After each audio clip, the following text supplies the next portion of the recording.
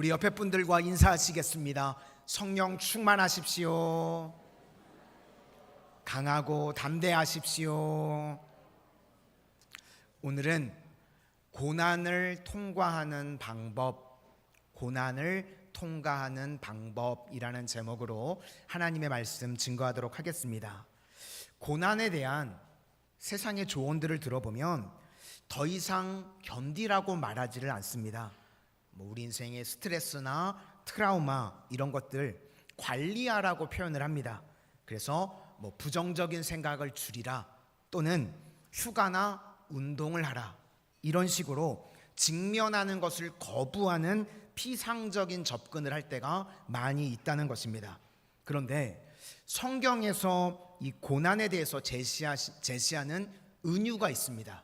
그게 무엇인가 하면 걸음입니다. 걷기. 그러니까 우리가 인생의 고난이라고 하는 것은요, 반드시 걸어서 통과해야 된다는 것입니다.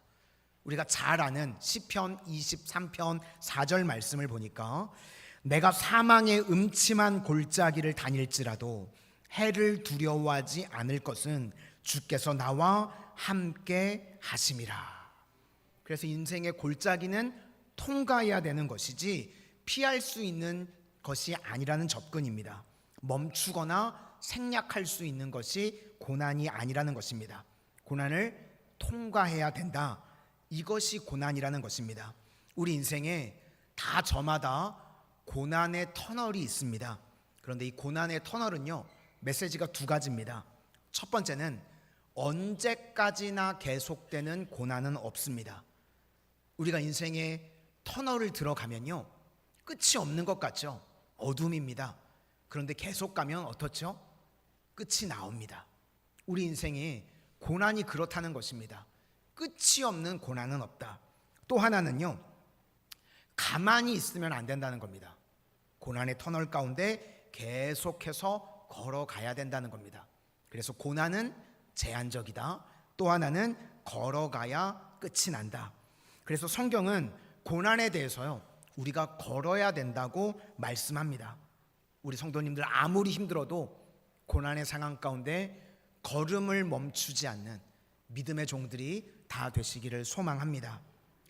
나는 철새다 그러면서 나오는 글이 있습니다.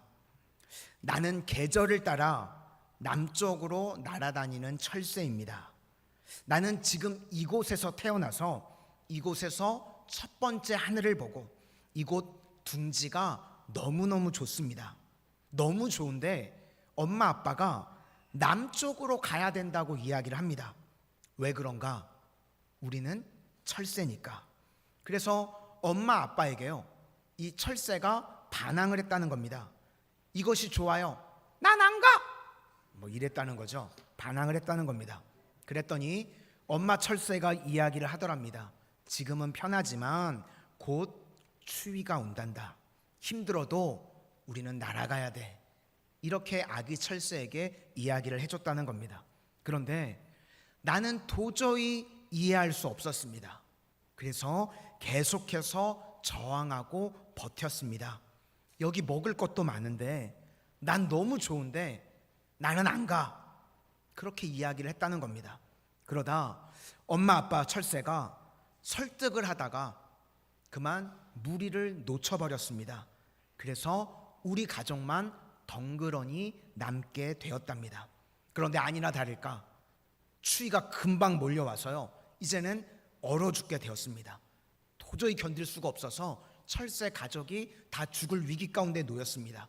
그때 아빠 철새가 자책을 하면서 모두 내 탓이다.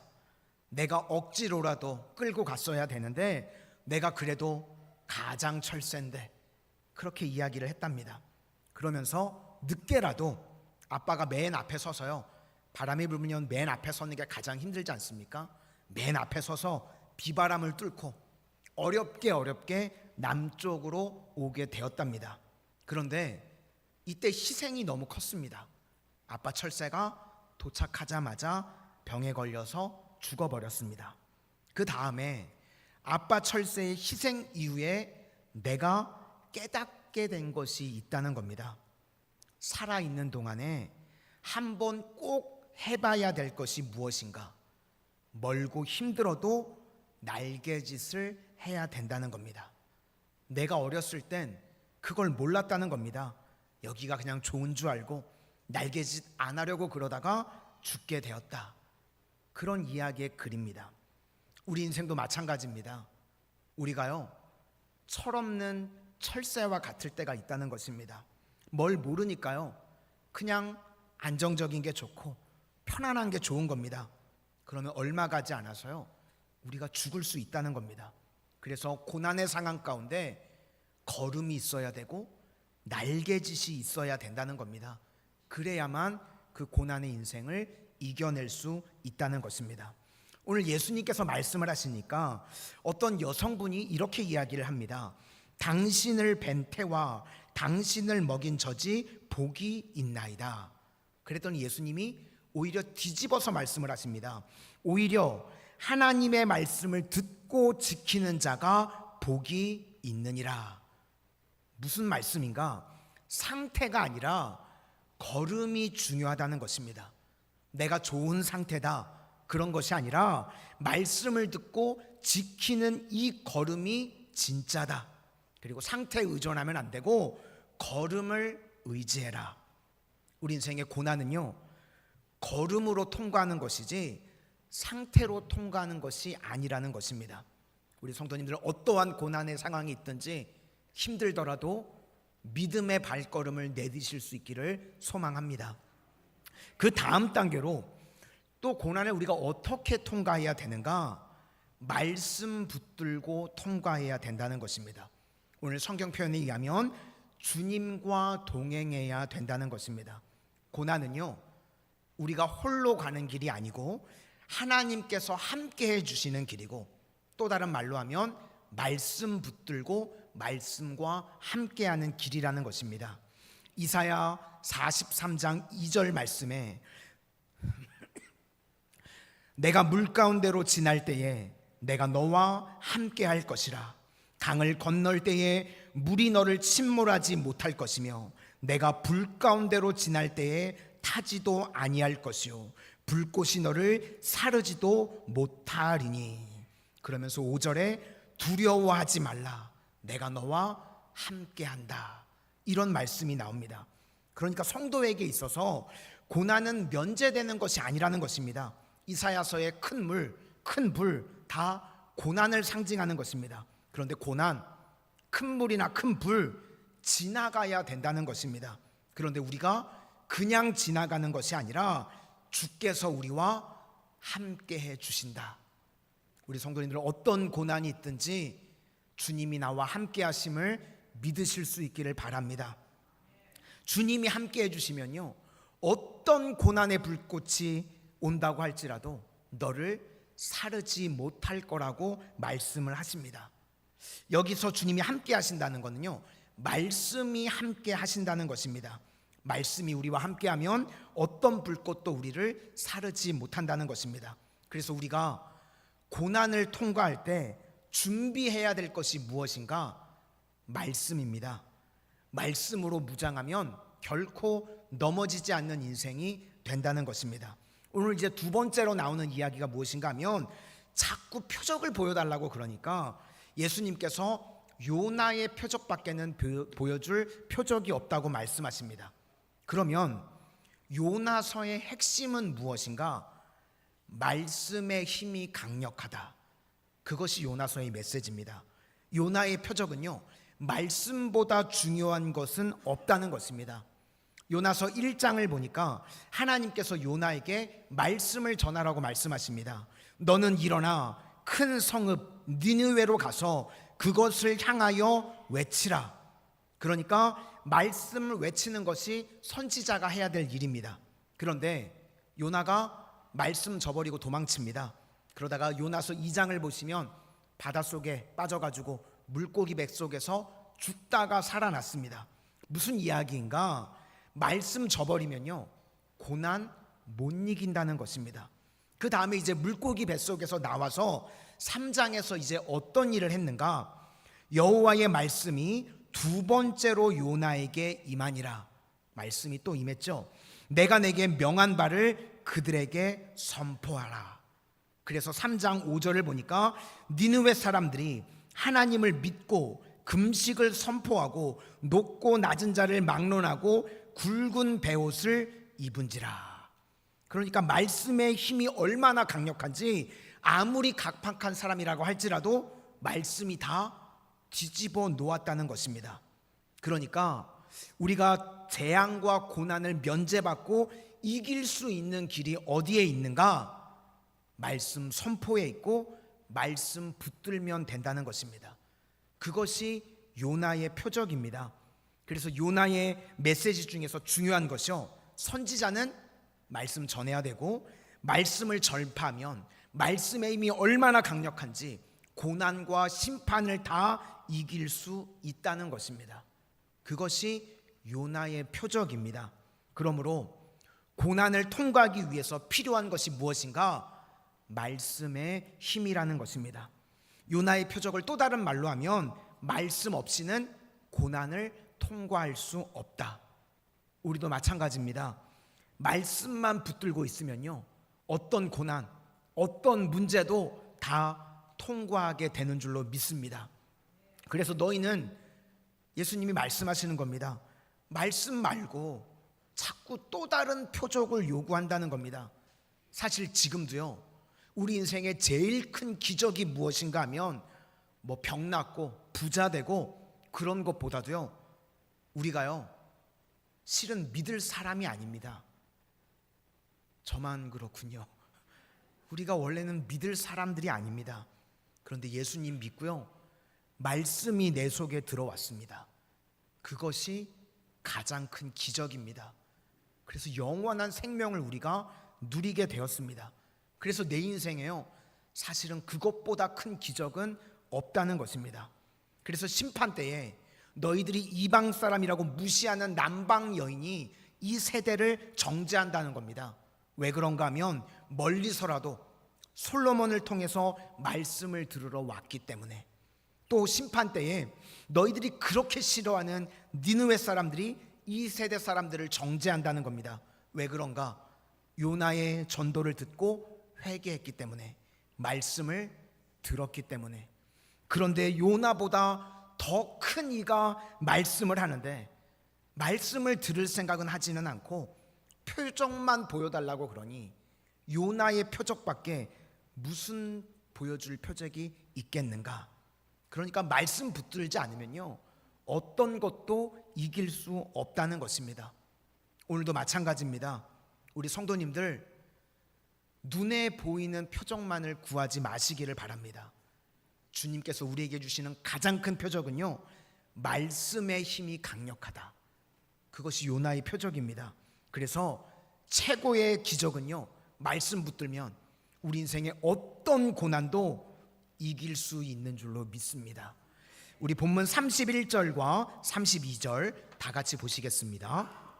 31절과 32절입니다. 시작. 심판 때에 남방 여왕이 일어나 이 세대 사람을 정죄하리니 이는 그가 솔로몬의 지혜로운 말을 들으려고 땅끝에서 왔음이거니와 솔로몬보다 더 큰 이가 여기 있으며 심판 때에 니느웨 사람들이 일어나 이 세대 사람을 정죄하리니 이는 그들이 요나의 전도를 듣고 회개하였음이거니와 요나보다 더 큰 이가 여기 있느니라. 그러니까 말씀 붙들고 우리가 고난을 맞닥뜨리면 반드시 이기게 된다는 것입니다. 그러면 우리가 고난을 통과하는 것이, 인생 가운데 고난이 있다가 그냥 벗어난다, 그 정도 의미인가? 아니라는 것입니다. 말씀 붙들고요, 고난을 통과하는 과정을 통해서요, 내가 상상도 못할 나의 변화를 체험하게 된다는 것입니다. 욥기서 표현에 의하면 정금같이 되고요, 성장하게 되고 강력하게 된다는 것입니다. 그래서 성도에게 임하는 고난은 파괴가 아니라요, 내가 정죄되고 강해지고 성장하게 되는 시간이라는 것입니다. 성도는요, 이렇게 생각하시면 됩니다. 내가 어떤 시험과 어려움이 온다고 할지라도 두려워할 거 하나도 없습니다. 말씀만 붙들고 있으면요, 우리가 정금이 되는 시간입니다.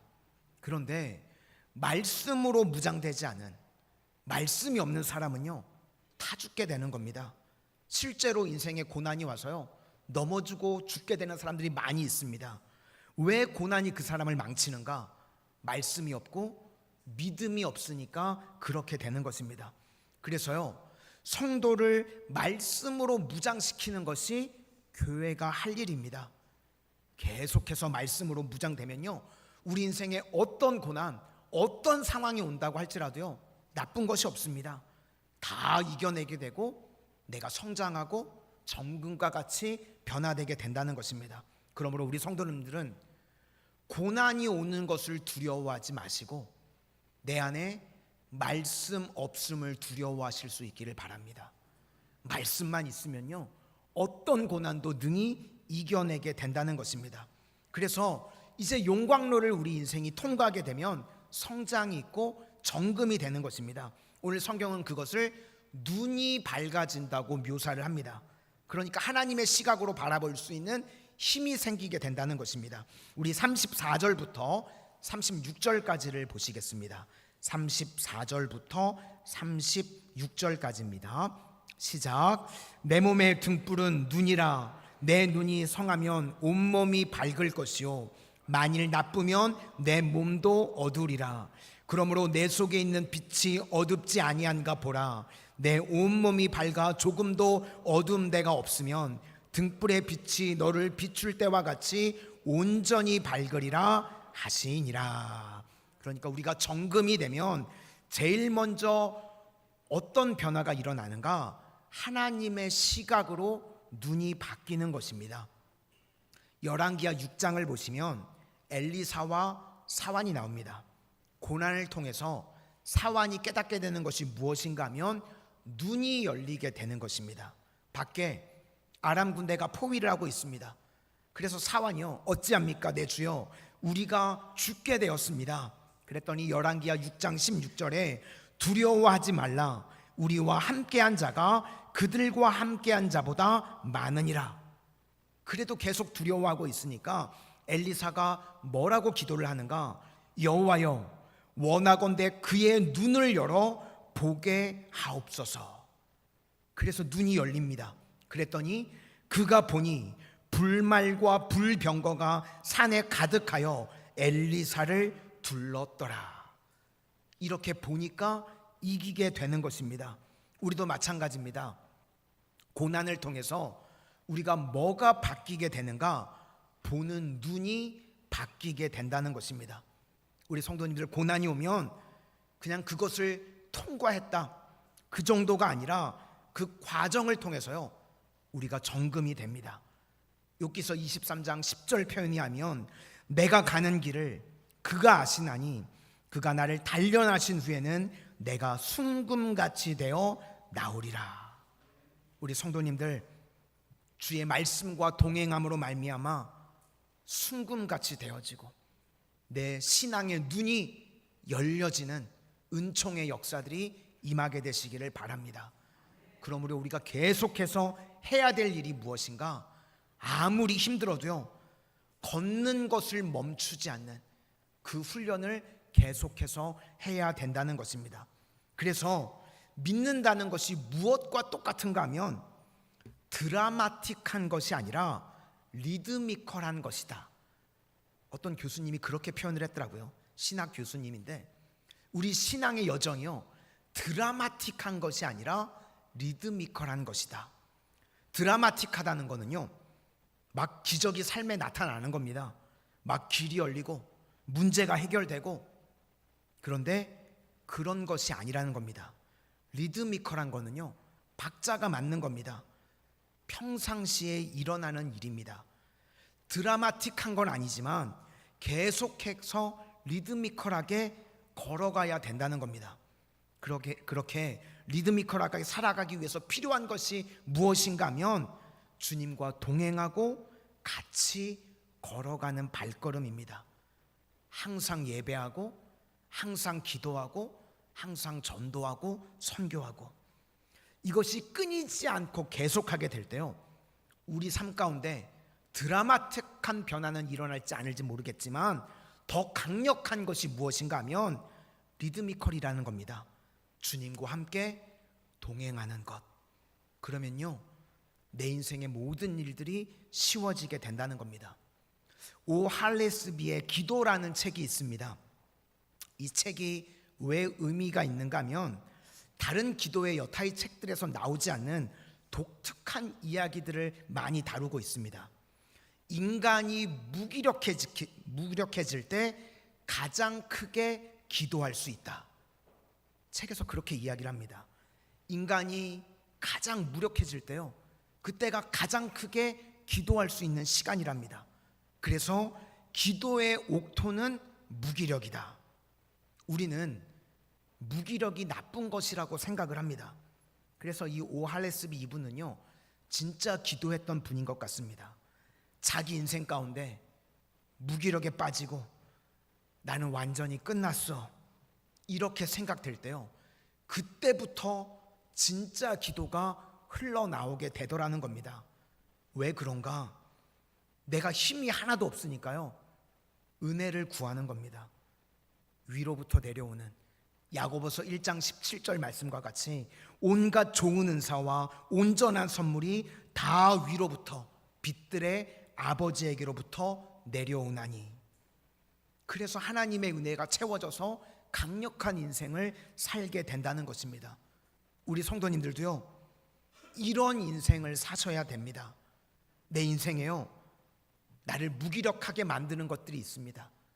그런데 그것이요, 나쁜 것만은 아니라는 겁니다. 우리가 무기력해질 때 깨지게 됩니다. 밑바닥까지 가게 됩니다. 근데요, 그게 중요한 겁니다. 그래야 그때서부터 하나님의 말씀을 붙들게 되는 겁니다. 무기력할 때요, 오히려 계속할 수 있습니다. 왜 그런가 하면 내 뜻을 가지고 있으면요, 그거 오래 못 갑니다. 자꾸 성질이 나고요, 분노심이 생깁니다.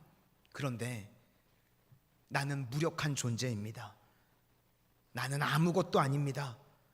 하나님의 은혜만 붙들고 나갑니다. 그러면요, 그때부터 계속할 수 있다는 것입니다. 우리 성도님들, 힘 빼실 수 있기를 바랍니다. 힘을 너무 빼서 주무시지 말고요. 지금 눈꺼풀까지 힘을 빼시면 안 되는데, 내 인생에요, 힘을 빼는 겁니다. 그걸 성경에서는 나는 날마다 죽는다고 표현을 합니다. 힘을 빼게 될 때요, 내가 보입니다. 나의 뭐가 보이는가 하면 나의 연약함과 나의 죄인됨이 보입니다. 그 이전에는요, 내가 힘이 있을 때는 항상 문제가 환경에 있다고 생각합니다. 환경이 나빠서 나는 이 꼴이야. 또 사람에게 있다고 생각합니다. 저 사람 때문에 내가 이래. 그런데 내 힘이 다 빠지고요, 하나님 앞에 서게 되면 비로소 내가 보입니다. 하나님, 내가 죄인입니다. 나를 불쌍히 여겨 주십시오. 그때 은혜가 임하게 되고요, 그러면 비로소 내 인생에 풀리지 않던 문제들이 풀리게 된다는 것입니다. 또 하나는요, 이제는 하나님이 보입니다. 하나님이 보인다는 건 무엇인가 하면 사람의 시선으로부터 자유롭게 된다는 겁니다. 사울 왕을 보시면 평생 사람의 시선 따라 살아갑니다. 그래서 망했죠. 사울이 마음이 뒤집어진 이유가 무엇입니까? 여인들이 전쟁터에서 오는 다윗 보면서 노래를 지어서 불렀습니다. 사울은 천천, 다윗은 만만. 여기에 뒤집어졌습니다. 아니, 내가 왕인데 천천밖에 안 돼? 사람의 시선 바라보는 거죠. 그가 했던 범죄했던 내용들을 다 보면요, 사람의 시선 때문에 망한 인생입니다. 백성들이 막 흩어지려고 그러니까 하나로 모으려고 예배를 드려야 되는데 제사장이 드려야 될 예배를 자기 멋대로 드립니다. 사람의 시선이죠. 아말렉 다 진멸하라고 그랬는데 사람들이 좋아할 것 같으니까 하나님 말씀대로 순종하지 않습니다. 다 진멸하지 않았습니다. 심지어는 죽을 때까지도 사람의 시선 따라가닙니다. 이방 사람이 죽이려고 하니까 그게 창피해서 무기를 든 자에게 자기를 찔러서 죽이라고 이야기합니다. 죽을 때까지도 남 시선만을 의식합니다. 하나님 앞에 바로 서지 못하니까요, 이런 일들이 벌어지게 된다는 것입니다. 요한복음 8장 32절을 보면 진리를 알지니 진리가 너희를 자유롭게 하리라. 이걸 여러 가지로 해석할 수 있는데 그 중에 하나가 무엇인가 하면 진짜를 붙들면 다른 사람의 시선으로부터 자유로워질 수 있다, 이렇게 해석할 수 있습니다.